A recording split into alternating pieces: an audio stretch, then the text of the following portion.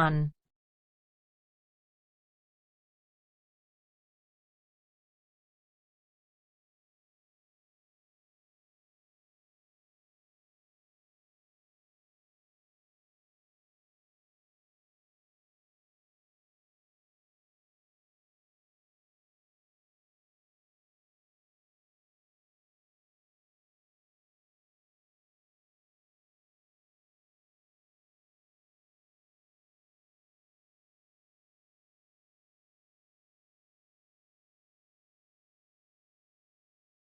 You will hear a telephone conversation between an employee at a pet insurance company and a customer. You have 30 seconds to look at questions 1 to 6.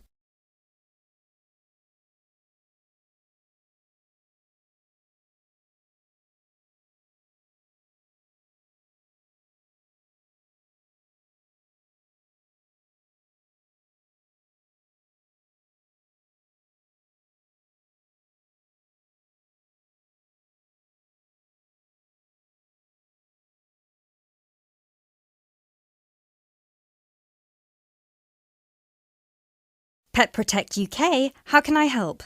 Oh, hello there. I'm calling to inquire about your pet insurance plans. Of course, just give me a second, please. Sure. So, have you checked our website already to see the options we offer? I've had a quick glance, and I think I'm interested in the basic plan. Great.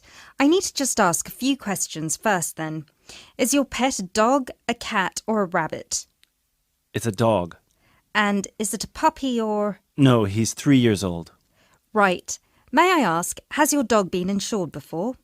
I just adopted him from the rescue center last week, and I think he'd been there a while, so I doubt it.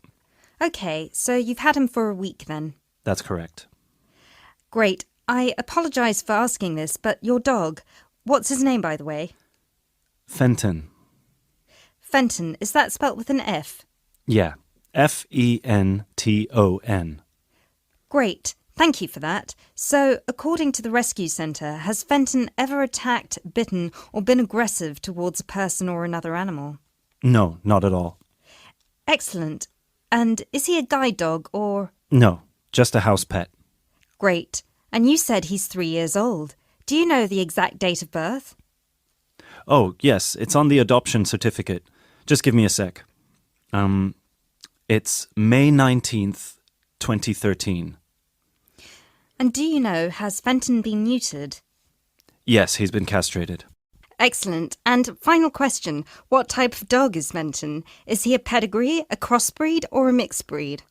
A crossbreed, I think. Right, crossbreed...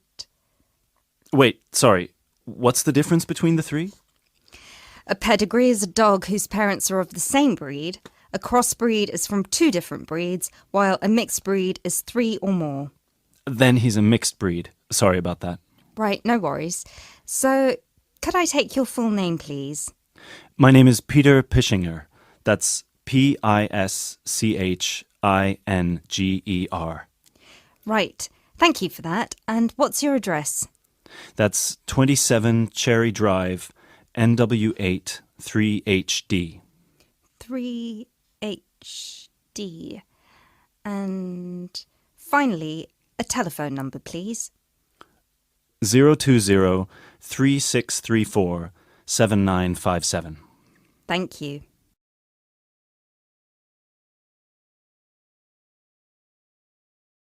You now have 30 seconds to look at questions 7 to 10.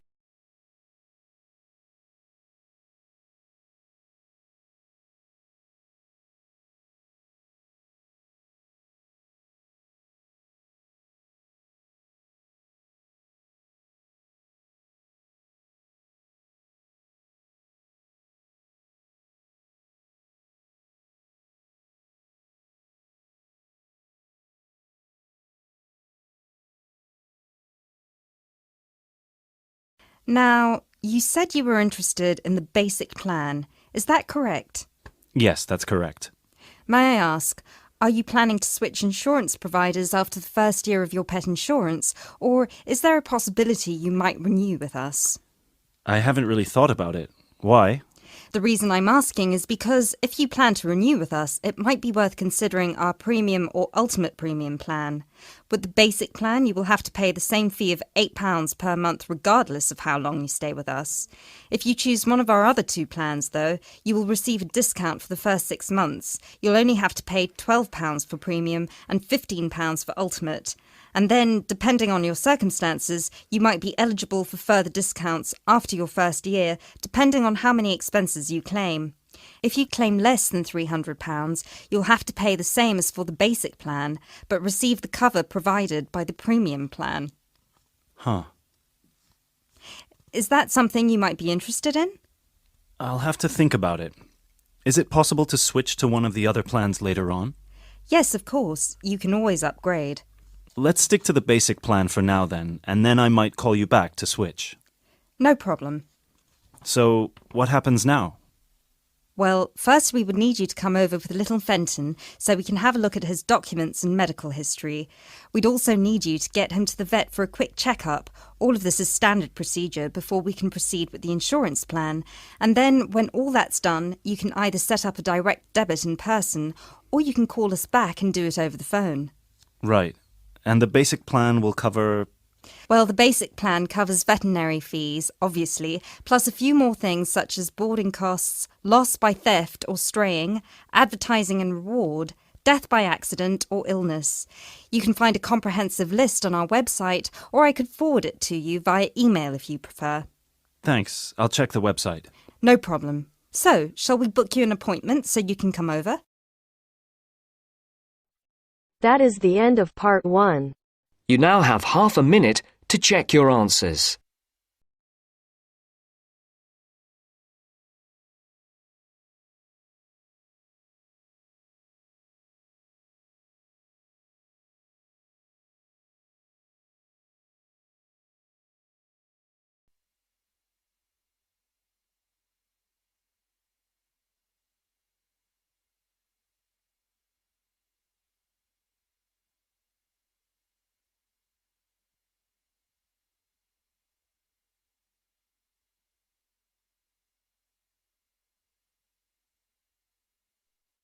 Now turns to part 2.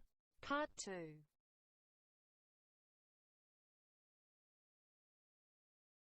You will hear an introductory speech to students at a summer school. You have 30 seconds to look at questions 11 to 14.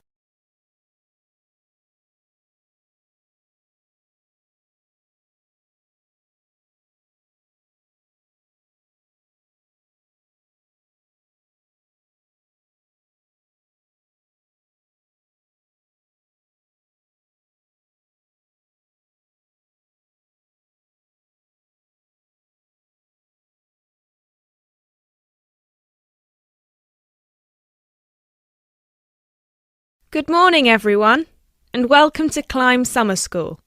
Now, I know most of you have travelled a long way to get here, and you're probably looking forward to settling into your rooms. So I promise I won't keep you long, but we've got to get through this very brief induction just to make your stay here as pleasurable as possible. Now, as you can see, while we're located very close to the centre of London, we're actually quite cut off from the main road. And we've got plenty of space for our facilities and students.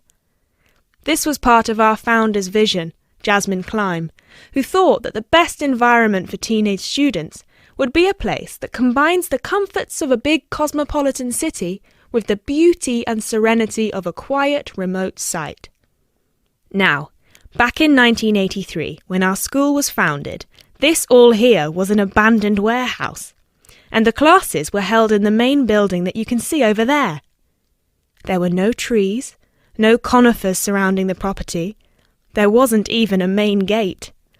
It took years and a great deal of effort to get our school to where it is today. And I'm sure that if you take a look at page 34 in your brochures, where you can find a picture of what the school used to look like back then, you'll agree that the changes we've made are more than impressive. But it's not just the facilities that make Climb Summer School special, obviously, and I'm certain you already know this. Over the following 10 weeks, you'll receive an assortment of classes on a variety of topics, ranging from language, literature and poetry to creative writing, communication and project management. All of these modules have been designed to improve your chances of getting a place in the universities of your choice, while also giving you the opportunity to learn, excel, and of course also socialise with people from all over the world. I can tell you, just among the 30 of you, we've got about 21 different nationalities. So what happens now? First of all, I'll be handing out a map of the premises for you to have a look at and explaining where everything is. Once we're done here, you'll all be taken to your rooms where you can unpack and relax for a couple of hours. And later on, we'll be having our first activity of the day, a mix and match lunch in the main hall, where you'll have the chance to meet your new classmates. Later on in the afternoon, we'll be handing out your first project assignments and splitting you into teams. And tonight we'll be having our very first film night, starting with an early 20th century special.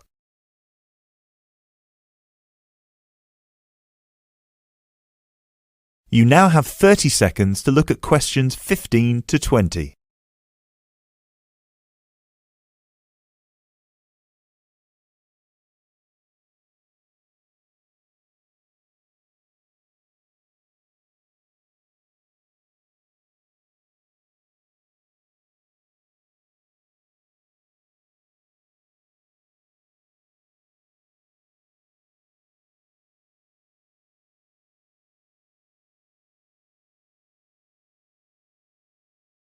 So, let's get on with the map.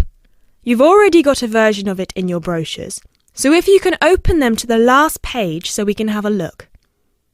Very well. As I showed you before, the actual school is right over there in the middle. That's where you'll be having most of your classes. Adjacent to it, you'll find the main hall, which is where we'll be hosting most events, such as today's lunch. On the left from the main building, you'll find a smaller building, which is where the accommodation and welfare offices are located. This is labelled as the garden office at the front, and it's easy to spot because it has a green door. Each of you is assigned to a different residence hall. We've got 3 residence halls in total, 1 on the left and 2 on the right. The one right next to the garden office is Ursula Hall, named after our founder's sister, while the other 2 are Peter Hall and William Hall. Now, as you can see, there are 3 more buildings to the left of the semicircle here, and 1 more building on the right-hand side, next to William Hall. So that one, which is shaped a bit like a dome, is the pavilion. This is where all your letters will be delivered, and in the basement floor you'll also find a laundrette. Please make sure you've got plenty of £1 coins, as you'll need one for the washing machine and another for the dryer. And that row of buildings on the left, the one closest to us here at the gate, is the canteen, where you'll be able to buy snacks as well as breakfast, lunch and dinner, on days when we don't have an event with food provided. The next one is the gym, which is open from 7 a.m. to 8 p.m. from Monday to Friday, and until 10 p.m. at the weekend. And the last building, right over there, is the study centre, where you'll find plenty of computers and books, as well as a great selection of DVDs and magazines that you can borrow with only a small refundable deposit of £5. Now, please remember to keep your student card with you at all times, as you'll need it to access most of these facilities and... That is the end of part 2. You now have half a minute to check your answers.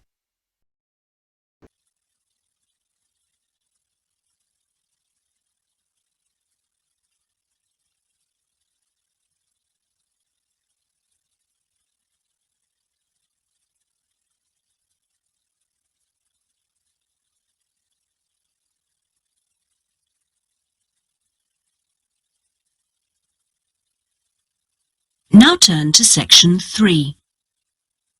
Section 3. You will hear a conversation between a university lecturer and 2 students. You have 30 seconds to look at questions 21 to 30.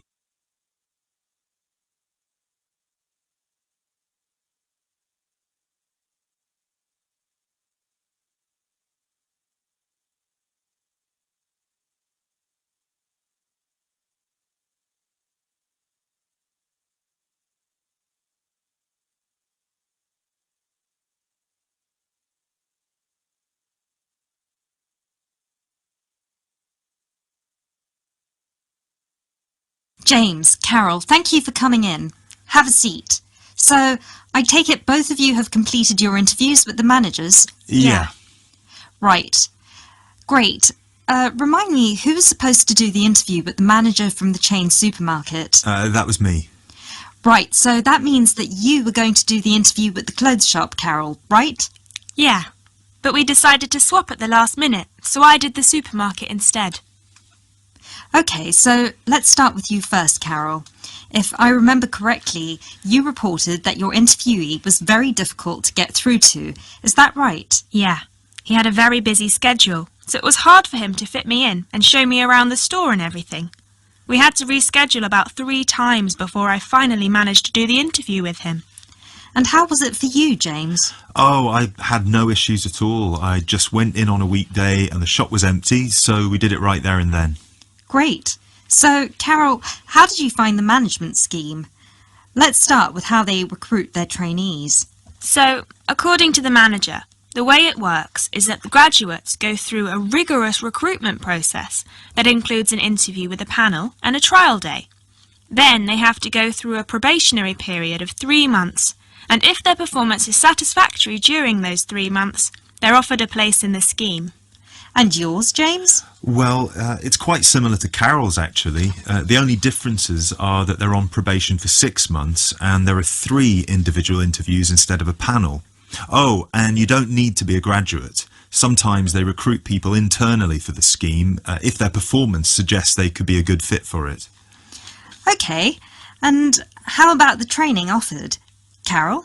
It's all very on the job. Trainees start at the bottom as shelf stockers or delivery merchandisers. Then they slowly move up the ranks by becoming cashiers, shift supervisors, assistant managers, and finally managers. It's actually very similar to what any employee would have to go through if they wanted to become managers. The only difference is the timescale. The whole process would normally take more than 5 years, but in the scheme they cram it down to 3. Right. James? Well, again, very similar to Carol's. The only thing is that there's also plenty of external training involved. People on the management scheme are sent abroad for 6 months, usually to Italy or France, to witness firsthand the production of a new season's collection. So they spend some time with the designers and they tour the factories where the clothes are produced. They also receive training on management skills through college courses paid for by the company. And how long would it normally take someone on the scheme to become managers? It depends on their performance, but normally about 2 years. There's also the part-time option, though, which would take about 4.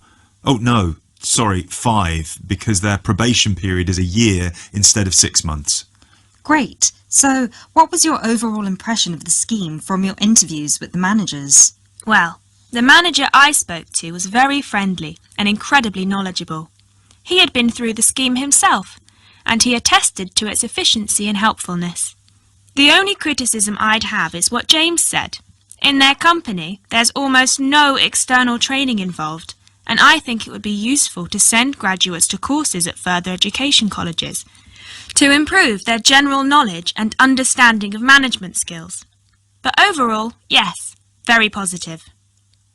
Great. And you, James? The same as Carol. The manager I spoke to was incredibly friendly and eager to promote her scheme. She hadn't actually gone through it herself, but she was very involved in the process, both in training and in recruitment.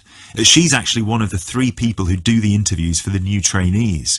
And I really like the structure with the classes at college. I think that's very useful and it improves the trainees' chances of getting another job eventually, should they decide to leave the company in the future.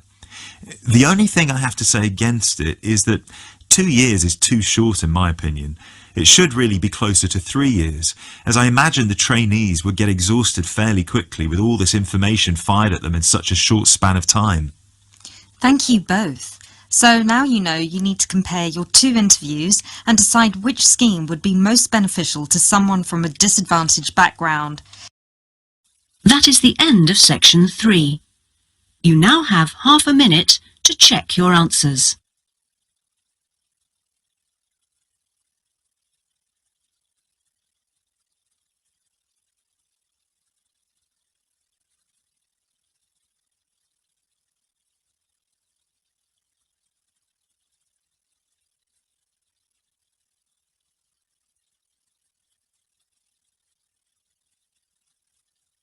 Now turn to Section 4. Section 4. You'll hear a talk given by a foreign correspondent. You have 30 seconds to look at questions 31 to 33.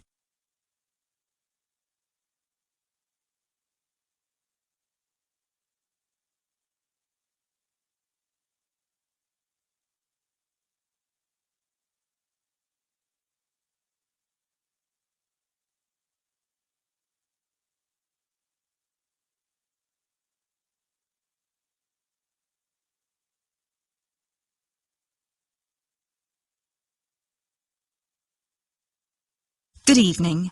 As I assume most of you are already aware, I have been asked to come here and talk to you, essentially give you a quick overview of the life of a foreign correspondent, along with a few tips on how to become a successful international reporter yourself, should this be a career choice you elect to pursue. So let me start by this. Don't become a foreign correspondent, at least not due to the romantic notions that come attached to this job, or what you've seen in the movies. Being a foreign correspondent does not mean exotic adventures. It doesn't mean finding yourself at the heart of the action and putting yourself in danger to inform the world. Let me just tell you this. 80 journalists are killed each year in the line of duty. Many more find themselves in prison or are attacked. You need to think hard. Is this the sort of career I want? Is this the kind of reporting I'm interested in? And only after you've carefully considered all the pros and cons should you decide. But let's focus on those of you who believe that, yes, you've got what it takes to be a foreign correspondent, and this is definitely why you decided to study journalism here. You're all third-year students, which means I don't need to waste my time telling you the basics. Of course, you need to read a lot. Books, novels, newspapers, blogs, and of course you need to be acceptably proficient in various media skills.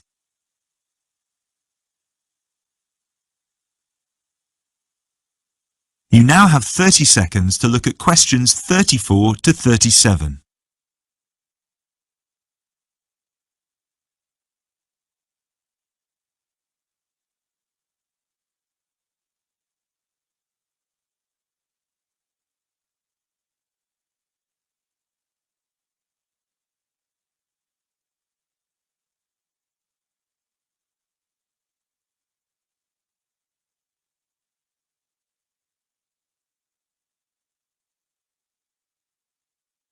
But what is it that's going to separate you from normal journalists and reporters?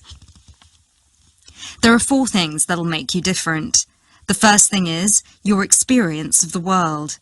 You can't call yourself an international reporter unless you've been around and seen different places and different cultures. Seize every opportunity to visit other countries, meet people from around the world. It doesn't matter if it's business or leisure, just hop onto a plane and go everywhere. This will expand your horizons and sharpen your mind, something that, as a foreign correspondent, will help you understand better the culture of the country you'll be covering. And speaking of culture, this is a term you need to make sure you fully understand. What's culture? What makes a country's culture? Explore the culture of the country you're interested in. The music, the literature, the religion. Are there any cultural practices or conflicts you need to be aware of? Are there any tensions within the country? Why? The most important element of culture, of course, is the language. Do yourself a favour, whether you're planning to become a foreign correspondent or not. Learn a foreign language. So many of us are culpable for just sticking to just English, and while English is a very important language in the world, it would be foolish to think it's the only one. Pick a language whose sound you enjoy, a language you find interesting. Trust me, your future CV will thank you for it. And finally, history. Don't expect to be given a job as a foreign correspondent if you don't know anything about your target country's history. No piece of news is disconnected from the past. The whole world tells a story, and your coverage will suffer if you attempt to arrive in the middle with no reference to or understanding of what came before. The hows and whys always lurk in the past. Seek them.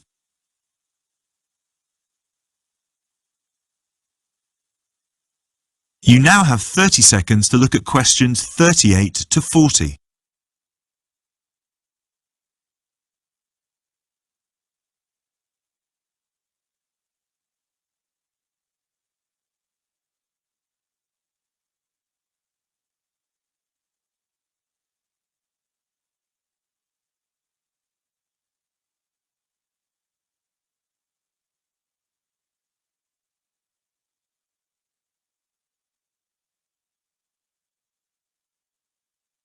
Now, there's something else you need to understand.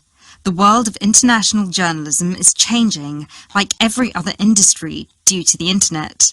The arrival of globalization brought with it a whole new set of rules, and you'll do well to comprehend what they mean for you.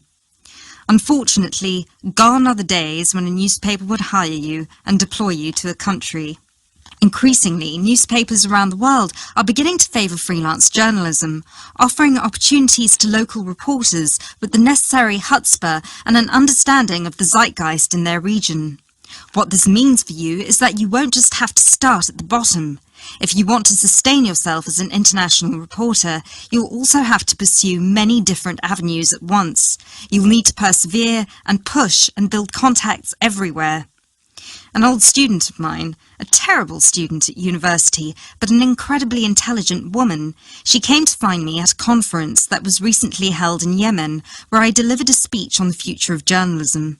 She was working for 3 different newspapers as a freelance foreign correspondent, one of them The Times, and she told me that the one piece of advice I gave her that stayed with her and helped her with her career was this: don't be afraid to fail. It will happen over and over again. It's how you deal with it that matters most. So keep this with you, this one piece of advice. Oh, and don't forget, your passports need to be kept current at all times. Thank you very much for listening. That is the end of section 4. You now have half a minute to check your answers.